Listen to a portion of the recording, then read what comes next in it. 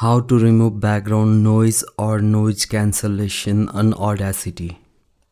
So let's record our first audio and let's just remove the background of it or the background noise of it. For that you need to select your device, whatever device you are using.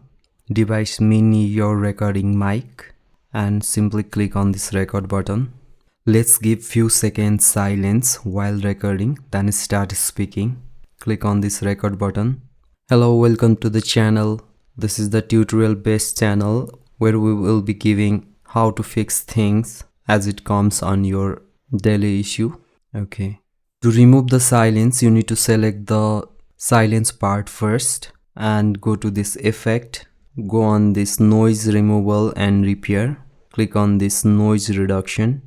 Click on this get noise profile and again select all. Go to effect, same as noise removal and repair. Go to this noise reduction and whatever the value is here, it's okay.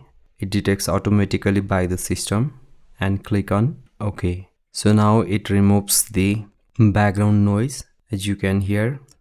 Hello, welcome to the channel. This is the tutorial based channel where we will be giving how to fix things as it comes on your daily issue. Okay, so in a way you can remove the background noise, and if you are recording on a noisy environment, then you can simply